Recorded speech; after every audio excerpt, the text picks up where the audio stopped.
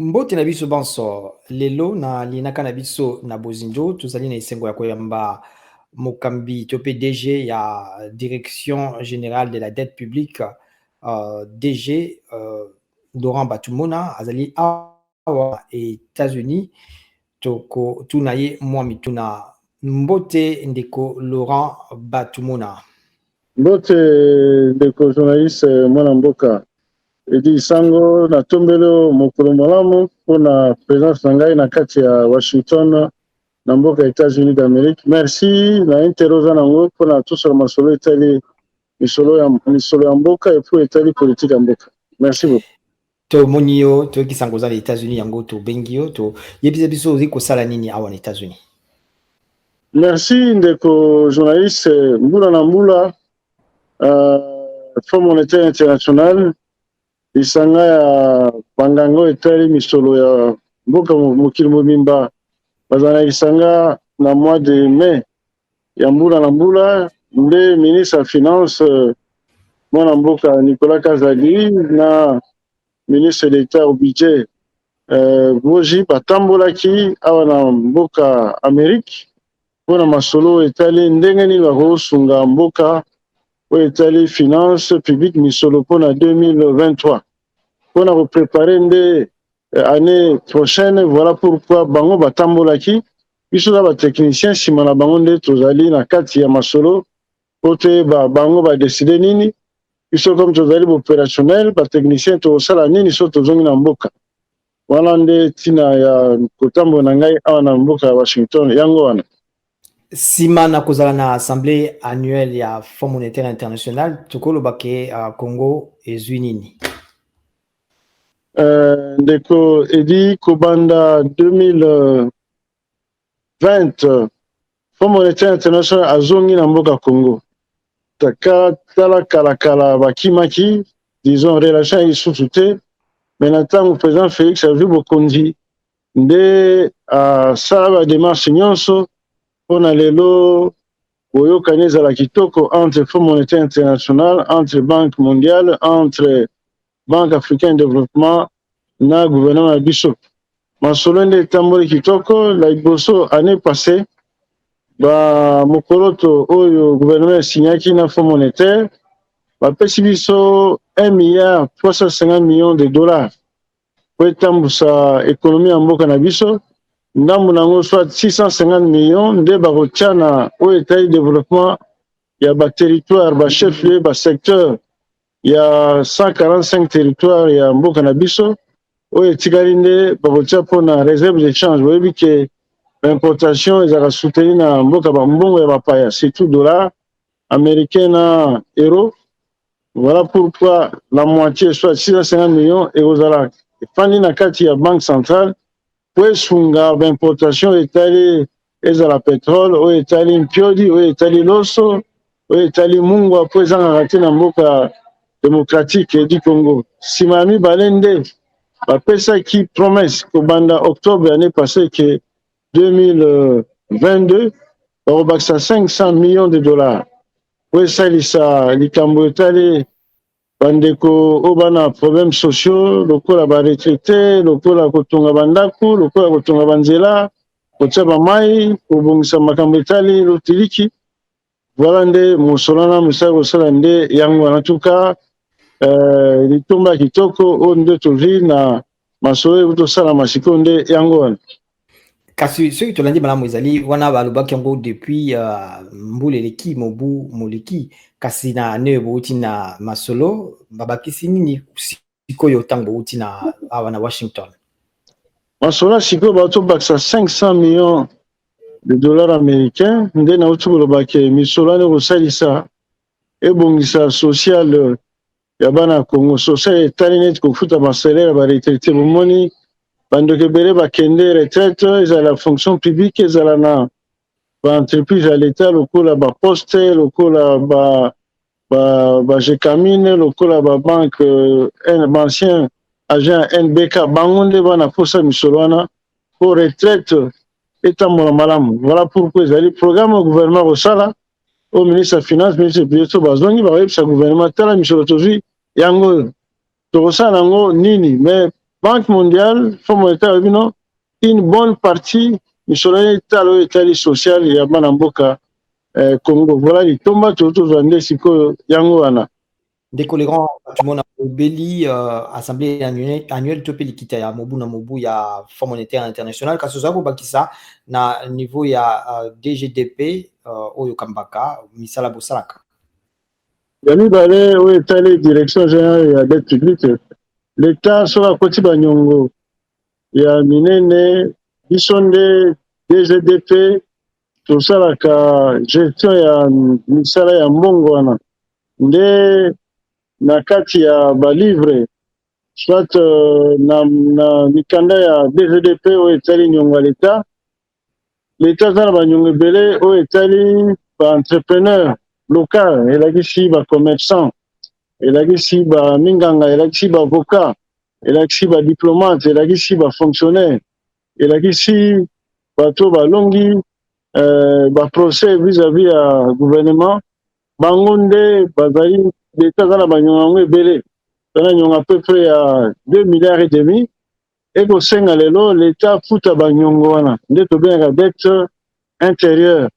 nde ministre ayebisaki ngai monsieur batumona totambola na yo totala toluka banani bakoki kopesa mbongo ya kodefa mpo tofuta banyongo ya dette intérieure ya mibale totambola mpe mpo na nyongo ya kala toza nango oyo président Mobutu azwaki vis-à-vis ya état arabe uni oyo babengi Dubai be Abu Dhabi toza mpe banyongo ebandi kala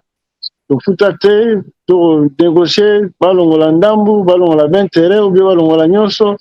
ndenge fonds saoudien fo cohésion asalaki ndenge France asalaki tala badémarche nde toza nango na nsima ya baministre na biso ya finance Nicolas Kazali na nsima ya ministre l'état au budget boji totambolaki nde mpo tozwa basolution ya makambo nyonso wana me nakanisi nde ekotambola malamu olobi makambo mpona sanza ya juin mais toyoki mpe na kaka na mois période wana gouvernement elobi ezobakisela bato salaire na ya deuxième à part 30% oyo babakisa ti na 45% eza kaka na mbongo wana nde bakozwa yango te gouvernement mpe aza na misolo na ye à travers bitonga na ye lokola direction générale des impôts lokola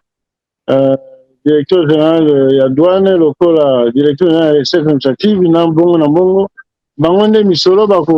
bakosala na mbula oyo nde opesa gouvernement amakisa mwa basalaire oyo bauti koloba wana ezali nde promesse oyo président ya république apesaki kobanda 2019 ezala badiscours asalaki sur l'état de la nation alobaki ke abakisa bafonctionnaire mwa misolo mpona mwa kimia ekota na mabenga omoni lelo bitumba ya Ukraine ebebisi ekonomi ya mboka na biso lelo pétrole commissaire carburant commissaire mazout commissaire transport commissaire loso ezala mungwa ezala miliki ekomi cher bamama bakoka lisusu te nde leta adesidaki à part kobakisa salaire alongola bataxe mosusu lokola TVA na niveau ya importation TVA na kati bataxe oyo ebakisamaka soki basombi biloko ya kolia nde leta oyo basuspendre yango pendant 6 mois mwa récupération wana oyo ekosalama na augmentation ya salaire eyakisike doublement peuple congolais kozwa mwa lisungi mpona supporter crise oyo ekosalama na niveau ya Ukraine oyo emati biloko nyonso cher voilà ntina nde à travers misolo oyo DGI DGRAD DGDA kosala nde babakisi salaire wana ezali mpona mbongo oyo banque mondiale ubien fonds monétaire akopesa na république démocratique du Congo te ezali nde litomba ya misala oyo ya barégie financière oyo ya l'État kasi ntango olobi makambo oyo eza nyongo Fonds monétaire international kasi eza kaka bosalaka kaka Fonds monétaire international te toyebi gouvernement eza na boyokani mpe na banque mondiale na bafonds cohétien na bamisusu lelo tokoloba mpo bato bazosala mwa bacritique mpe on dirait ke nyongo ya Congo ezongi lisusu koleka na ndenge ata Mobutu atikaka yango ezali ndenge wana te lelo nde l'état congolais na mokili mobimba ezali mboka les moins endettés lakisi ke tozala banyongo ya mingi te oyo etali ndenge président Félix akokama mboka mpona nini lelo soki Fonds monétaire international azongi lelo banque mondiale azongi lelo banque africaine de développement azongi lelo bachinois bazongi à travers Exim Bank lelo ezala baindien bazongi à travers Exim Bank indien elakisi ke Congo ekomi na réputation ya malamu ke tokofuta banyongo na biso ya 40 ans baretard eza lisusu te nde bandeko wana bakomi kozonga epai na biso mpona tokontinue barelation oyebi ke kodefa mbongo ezali kaka te komikotisa na libulu te kodefa mbongo mpe ezali so bozilamo malamu eza kotonga développement ya mboka voilà pourquoi tokoba lelo Congo c'est le pays le moins endetté dans le monde entier. Tumona kandi olobi ke nyongo nyonso saka mabete eza pe pona otonga mboka kasi toloba solo nyongo ngo lelo lokola bazo sala mwa ba nungu ekomi combien ekomi boni nyongo oyo etali Congo na biso toana deux sortes ya nyongo dette extérieure na dette intérieure. Dette intérieure toa à peu près na 2 milliards et demi oyo ba commerçant ezali oyo ba entrepreneur oyo ba avocat ba médecin ba nani ba ambassadeur ba consul oyo nyonso bakota nyongo na l'état congolais na niveau ya République démocratique ya 2 milliards 5 tandis que libanda ezali pe mwa motu ebele mais lelo tokoloba ke Congo ekomi fréquentable Congo eza boni toza na à peu près na près de 2 milliards aussi na niveau ya dette extérieure oyo wana nde chaque échéance l'état ofuta yango kitoko problème ezalaka te na baintérêt nango nde etindi lelo Fonds monétaire international banque mondiale banque africaine de développement Exim Bank ya Inde Exim Bank ya chinois na ba banque mosusu bakomi kozongela Congo mpona totala ndenge nini barelation ekokontinue oyo etali likambo etali kodefa mbongo parce kodefa mbongo ezalaka te kotia mboka na libulu kodefa mbongo ekosalisa mpona kotonga mpe mboka mais soki mbongo bokodefa eza bien géré wana nde problème ezali te kobanda 2020 à travers bacontact diplomatique au président Félix asali nde lelo ministre ya finance ministre ya budget batambolaki na niveau ya mikili ya Amérique mpona kocontinue masolo wana donc misolo tovi lelo ekosalisa mpo batonga 145 territoire en terme de développement ekosenga mpe tofuta mwa banyongo toza nango oyo etali baambassade oyo etali bafonctionnaire oyo etali bato oyo batongaka misala ya leta neti bandako baekole banzela bahôpital na banyongo ya oyo etali ba tribunaux justice ndenge leta bakondanaka de temps en temps nde mbongo wana kopermettre ke bafuta banyongo wana kofuta banyongo bokanisi bozala susu na mwa makasi ya kokokisa baprojet ebele ya bato bazokritike mingi même banda président Félix Tshisekedi akota na bokonzi baprojet ebele mais misusu esuka te misusu esuka na kosambisa bato tosala tokanisi ezali programme oyo gouvernement akolakisa devant peuple congolais à travers gestion oyo mwana mboka Félix akosala elakisi ke ya solo bapromese ezali ya solo mpe bamisala ebele mpe kosalama so totali makambo so de mouton so totali ndenge bakobongisa banzela na kati intere bato baloba bango mingi te ndenge etali bakotonga bapont ndenge etali bakobongisa bekole ndenge etali bakotya mai na balemba imbu bakotya courant inga ezonga malamu misala ebele kosalama mais peuple ana posa makambo ekende mbangu bayebi te ke président Félix akutaki mboka na kati ya libulu so eza molai kokunda yango mpe ezwaka temps ebele yango wana nde mayemba kosala de façon ke bapromese mosusu apesaki de façon ke ekokisama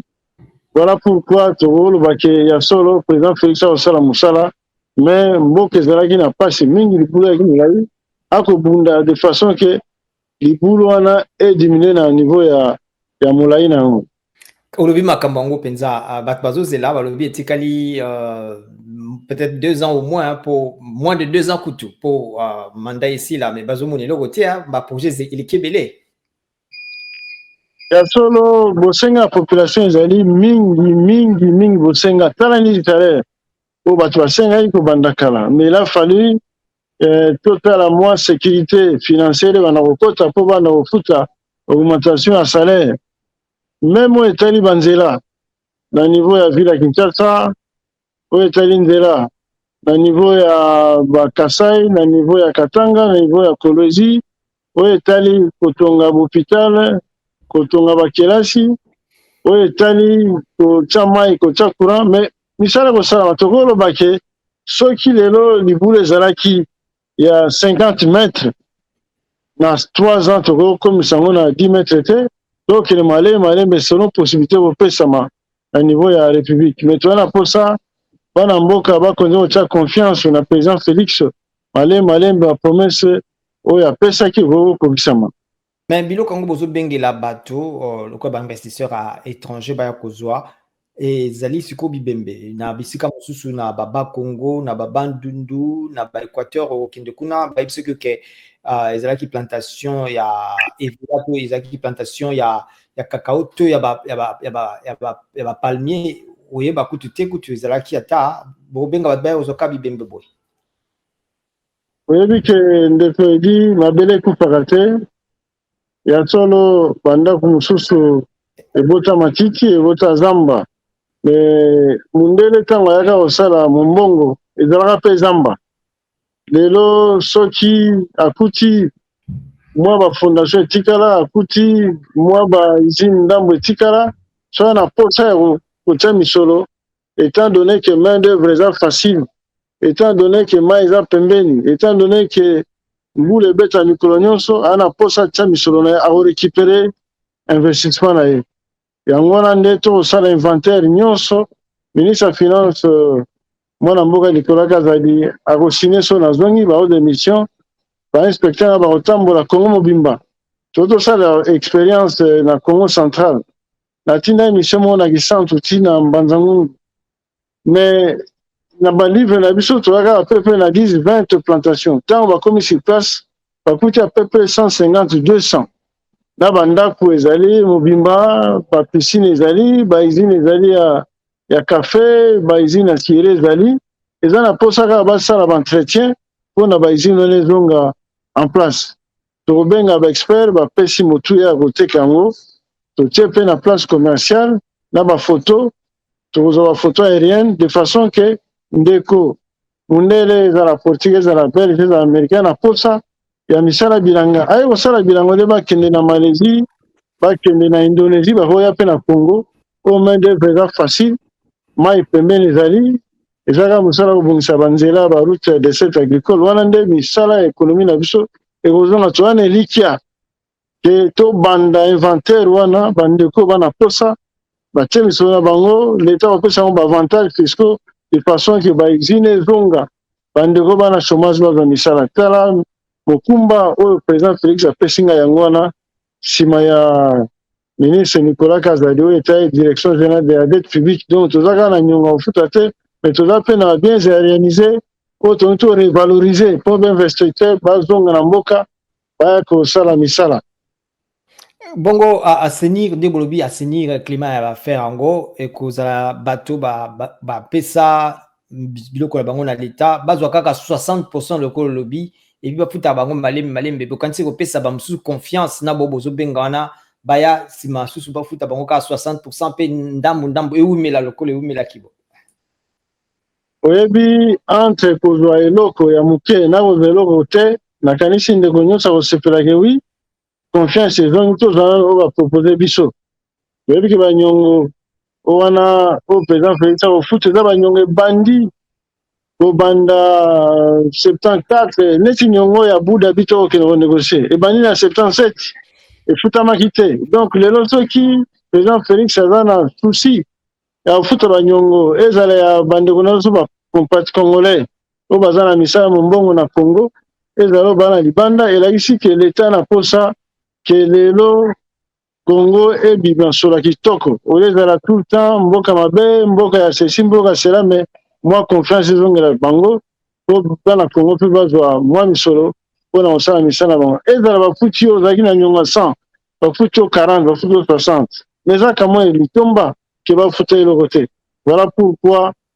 ministre Nicolas Kazadi a fait l'union sur des façons que moi, Misolo, au moins les mois, va foutre à battre suivant, va protocole d'accord.